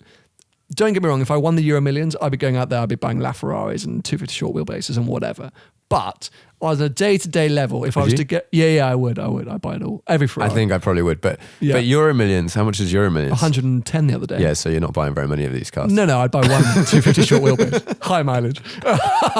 So, that's something I laughed about the other day. Everyone gets so caught up in these mileages of cars. Have you ever heard of someone saying, I got a 275 GTB, and you go, how many miles? Yeah. It just doesn't happen, does it? 250 GTO going up for auction, but it's 90,000 miles on the some clock. Some cars still, like Ferraris specifically, like people seem to care. I think that, they do, but I think that's just so weird, isn't it? I mean, it depends what your intentions are. Agreed. It's weird. But yeah, I'm all for, my thing right now is like the 20 to 50 grand mark. Still big money, still big money, but that's the sweet spot for me, Gen 1 Audi RS4. Yeah.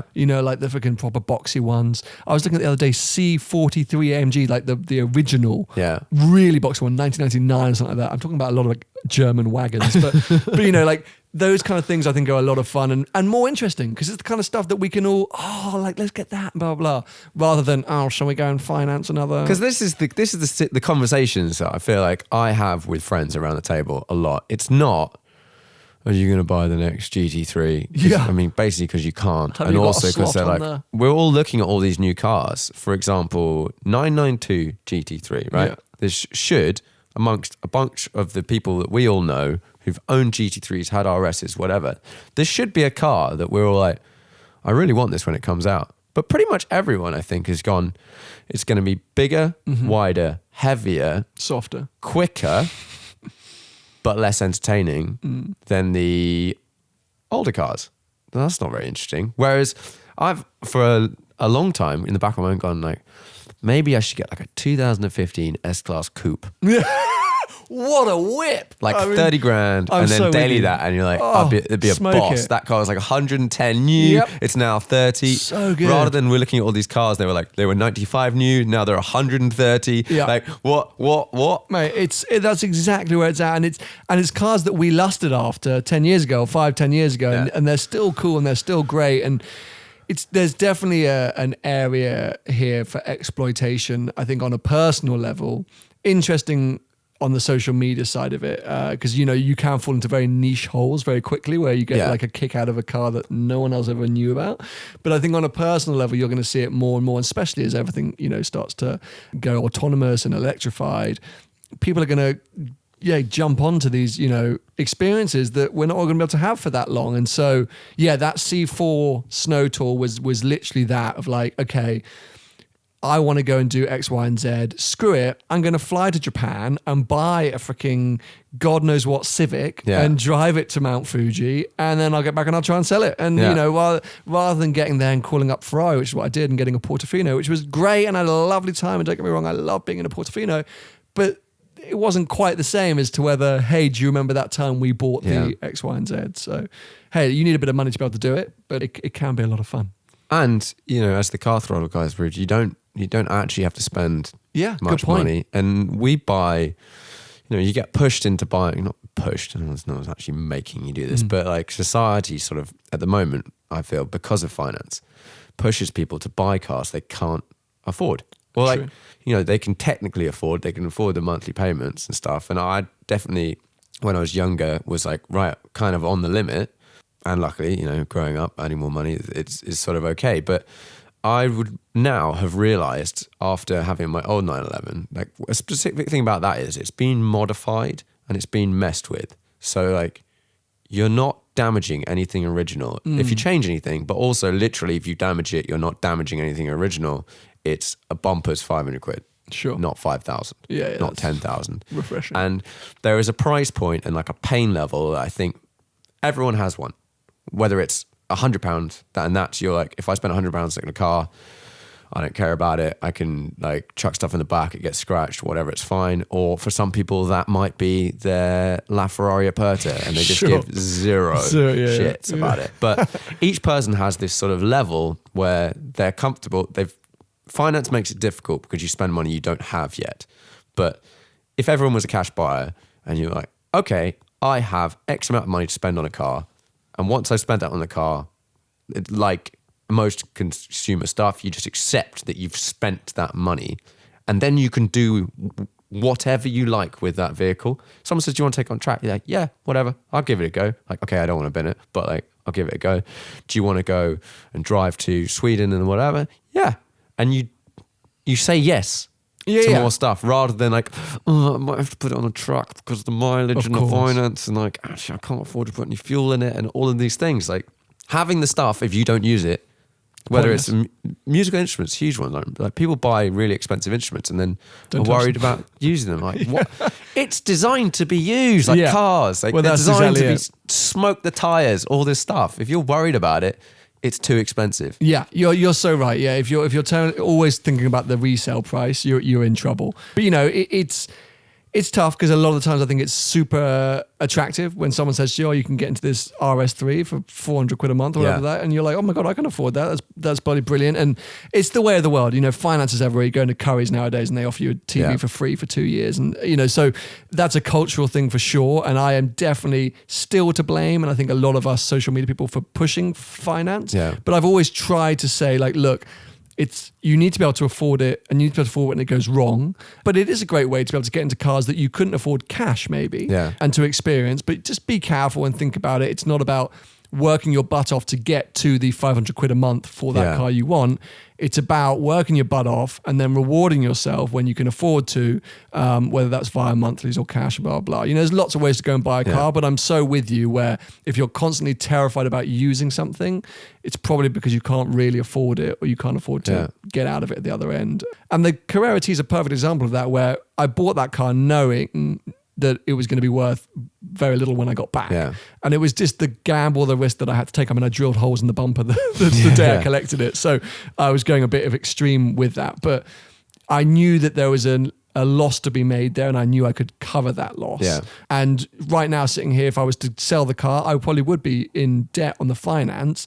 But I purposely put that money aside. I've got that money sitting there to cover that loss. But I'm also like, well, why am I selling it to then just replace it with the same shit? You know what I mean? That's a super valid question where you're like, oh, should I get the Dot 2 version of the same car? No. Well, so that's why I've kind of leaned towards this, well, why am I just not keeping it? Because I was sitting there going, right, I'll get rid of that car and then let's see, could I get a used FF for under 100 grand or could I get a 996 GT3? And I'm like, hold on a sec. Like these all do the same job that the Carrera T is doing, and I've already got that. So why not just stick on? Like hold on to it. Cost to change is high. Cost to change is high, and what's the reward? And so that's kind of where I'm at. Of like, I get to borrow cool cars, I get to drive cool cars. I've got a Carrera T that I really like that has been really really good to me. I can still get some use out of, and also because it's done 30,000 miles, I'm not worried about putting more on it. That's the other beauty of it. Like, that car's been through hell and survived. So I'm not sitting there being like, oh God, I don't know what to do. Whilst, it might not be the same way with whatever I change it for. So that's kind of why I'm leaning in that direction. And then I've definitely done it where you end up buying different cars sort of for different things because you're like, okay, well, I've got this special car, but I don't want to drive that too much. So I'll buy this other car to drive daily. But you want like a slightly nice daily. So you buy a nice daily. But the net result is a lot more than just driving that one car.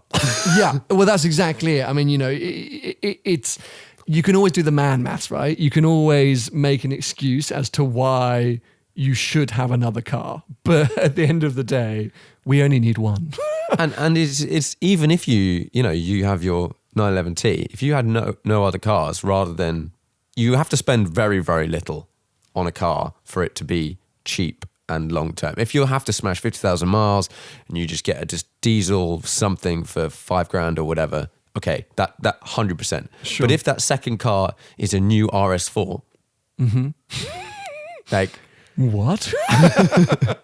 Just drive the 911. Like it's never going to depreciate faster than the new RS4. Yeah, it is going to absolutely crap a brick. But And I have a lot of sort of respect for the people that you see, they turn up in something that's like a bit ridiculous, like a 570S or 720S or FF or whatever, and you're like, oh, so do you know this? No, this is my car. I'm like, oh, that's actually really smart. Yeah. And you get to drive around in this. You're brilliant. Every day. Shit. Well done. Damn. You're fantastic. But I'm saving mine for the special days. To get a real kick out of it and the resale value. By the way, that was my next meeting, unfortunately, texting me, reminding me that I'm about to be late. So okay, well, sorry to curtail the final few points, but yeah, throw me your questions. But with them, I probably need to. Okay, well, I've got 5 questions. Oh, smashing! To wrap it up, I love it. I love a good 5 questions. Okay, we'll see how quickly we It's get. me through pretending them. to be. Do you have a most memorable driving trip or journey? Lol, around the world. Yeah, lol. Yeah, or any of those road trips down to Monaco. I think almost the first time I did that drive down to Monaco, I've fallen in love with Monaco as a place, and over the years, as seen through glass, we've done plenty of road trips to Monaco. It's become a kind of theme, and the very first one was in the 4C.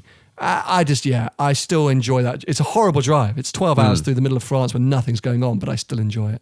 Good. Yeah, it's the ones with the good mates. Yeah, exactly. Right, next question. 5-car garage, go. Boom. Unlimited value has to fit into your life. 250 short wheelbase,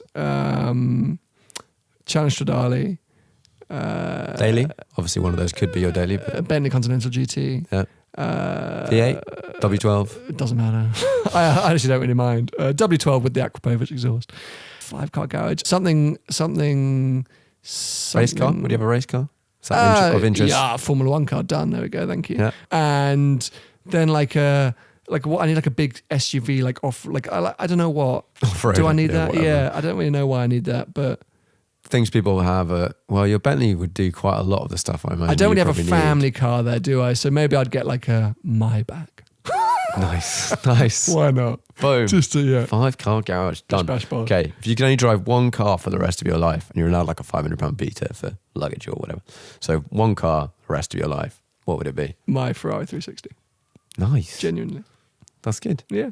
Just because of the connection, what it means. Yeah. Great fun to drive. See if you feel the same in 6 months' time. Oh, yes. What do you think is the most undervalued car at the moment? What's banging value? I still think a Cayman R is kind of, I think maybe they're a little bit overpriced. I don't know. They're like, you can get them like 35 or 40. And I think it's like just people forget about the Cayman R's, like pre-GT4 is a cool little car. So Cool that's little car. Surprisingly expensive. I looked at this recently because I thought maybe I'd get one as a track car. But yeah, like 35, 40 grand. Whereas like an S, it's like 20. Yeah, okay, fair.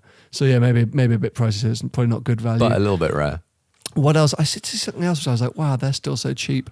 I mean, there's plenty of things that you can get into relatively good money, but it depends what you're after. Hey, Citroen C4 WRC replica, they are great value these days. That car, price per pound per social media like. Oh, you'd be winning. You could start a whole account just based on that car and you'd be flying. Okay, final question. What's the most interesting car to you at the moment? What do you find yourself Googling, looking up? Oh, that's a very interesting question. Oh, I can tell you actually. Let's bring up my YouTube history. See what I see. My search history. Yeah, my search history, because I do tend to browse quite a lot. Is YouTube your search platform? Yeah, because I think that's where I tend to go to then see what cars are really like on the road. Okay, so the new F-Type I'm intrigued by, so I watched quite a few of those videos. And going back a lot of my own videos, that's embarrassing. Myself. Yeah, just watching myself. And a lot of real tat. Oh, you know what I was looking at? Because I like the idea of like homologation cars and racy road cars. So I was looking back at like GT12 and GT8 Aston Martin Vantages. Right, okay. Because I was just like intrigued by them. Like, obviously at the time when they came out, there was a lot of noise about them, but now it's all gone a bit quiet. Literally loud volume. A lot of loud volume. And I was just like, okay, it's an intriguing prospect. The GT12 more so than the GT8. Is that gearbox a dog? Probably, but it's so loud. And you don't really see them on the road. When they came out, there were tons in London. You see them all the time, and now you don't really see them. So yeah, I'll put that down as a car I'm intrigued by. It's quite interesting. Fair enough. Yeah, I still slightly lust after V12 Vantage convertible manual. So cool, I think right? that would just be really cool. They still look great, and it's a cool thing to drive and sound. And it's probably like feels like old school, whether that's good or bad. Amazing noise. Yeah, amazing noise. Looks baller as hell. Like That's the problem with, and we can wrap up very quickly in a minute. But like all the new supercars, they all sound worse. They're all pretty much the same, but not. Okay, yes, they're different, but like they're the same. Yeah. And then manufacturers are coming out, and I'm sure they do not want to do it, but because of legislation or whatever, like Aston Martin announcing, we're going to have a V6 hybrid and like all this other stuff. And you're like, but no one's going to spend £250,000 on a V6 hybrid. They do not care. No one cares. Definitely not going to spend £2 million on something with an engine like that. Yeah, or a Lotus Evija. Snow Tour, old Ford GT. Oh, the best thing ever, right? New Ford GT, not interested. Yeah. Old Ford GT. That's one car I've been looking at a lot actually on Auto Trader. Yeah. Yeah, old Ford GT. Something That thing was so cool. Just look at it and you're like, oh man, this is actually really damn cool. A lot of it is down to how the owner drove it. Yes, of course. Makes it very desirable. But also very cool. Still cool. Because actually, if you have you driven one? No. It's effectively a low, wide Mustang. It's so easy to drive. Like that's what made it hilarious the way he was driving it. Because when I drove it for the first time, I couldn't believe how easy it was. The gearbox is silky smooth. Like everything about it's like a GT car. Yeah. And then it just goes really, really fast. Yeah. And makes the most unbelievable noise. That one did indeed. That was good. Right. Well, sorry to cut you short. That's all right. Yeah. I don't know how long we are. It was no idea. It wasn't that short. 45 minutes. It really wasn't actually. But yeah, someone was very cross. I've been getting a lot of messages being like, "Where are you?" So I should probably sugar. Thanks for coming on the podcast. Thanks for having me. And everyone, check out Sam's stuff. Ciao. Please do.